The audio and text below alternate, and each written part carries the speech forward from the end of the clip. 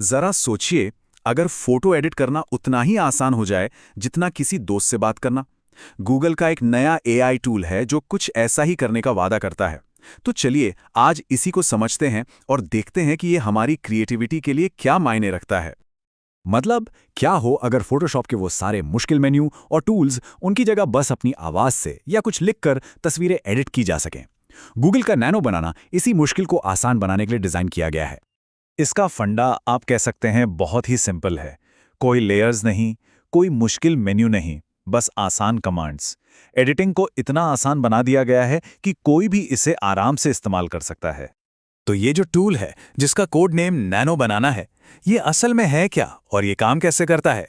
चलिए अब इस पर बात करते हैं।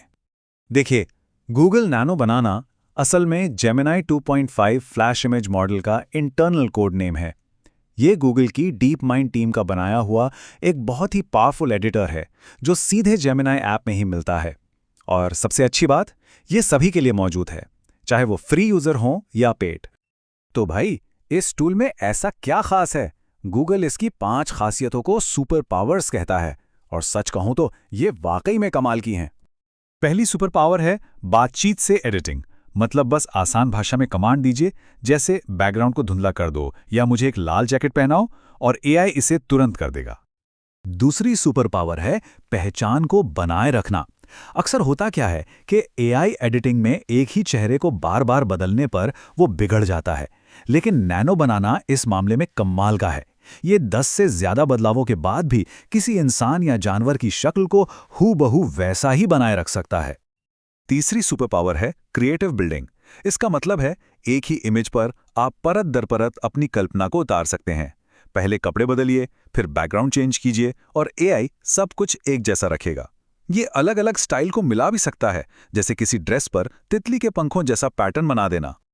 चौथी सुपर पावर है इसकी रफ्तार। इसके नाम में फ्लैश यू ही नहीं लगा है। जहां दूसरे एआई टूल्स 10 से 15 सेकंड ले लेते हैं, नैनो बनाना वही काम सिर्फ 1-2 सेकंड में कर देता है। मतलब सोचने की स्पीड से एडिटिंग। और पांचवी सुपर पावर है जिम्मेदारी। एआई के गलत इस्तेमाल को रोकने के लिए गूगल ने इसमें 2 तरह के वाटरमार्क डाले हैं, एक जो साफ साफ दिखता है और दूसरा है सिंथाइड। ये एक अदृश्य डिजिटल फिंगरप्रिंट है जो हमेशा इमेज के साथ रहता है। ठीक है, ये सुपर पावर्स सुनने में तो बहुत अच्छी लगती हैं, लेकिन असल दुनिया में इनका असर क्या हो रहा है? कुछ इंडस्ट्रीज में तो ये पहले से ही गेम चेंजर बन चुका है। ई कॉमर्स में इसका असर साफ दिखता है। जिन ब्रांड्स ने नैनो बनाना से बनी तस्वीरें इस्तेमाल की, उनकी बिक्री में लगभग 34% की एक जबरदस्त बढ़ोतरी देखी गई। गेम डेवलपमेंट की बात करें तो हजारों एक जैसे दिखने वाले कैरेक्टर पोर्ट्रेट बनाने के लिए स्टूडियो को पारंपरिक तरीकों से लगभग $1.5 लाख खर्च करने पड़ते थे। और नैनो बनाना के साथ वही काम अब $10,000 से भी कम में हो रहा है। सोचिए ये लागत में कितनी बड़ी कटौती है। इससे छोटे गेम डेवलपर्स के लिए भी नए रास्ते खुलते हैं।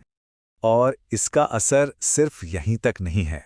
आर्किटेक्ट्स के लिए डिज़ाइन बदलने में लगने वाला समय आधा हो गया है, और एजुकेशन के लिए बनाए गए डायग्राम्स किताबों से भी ज़्यादा साफ और समझने में आसान साबित हो रहे हैं। लेकिन जैसा कि हर शक्तिशाली टूल के साथ होता है, इसकी भी कुछ कमजोरियां और बड़े खतरे हैं जिन पर बात करना बहुत बहुत जरूरी है।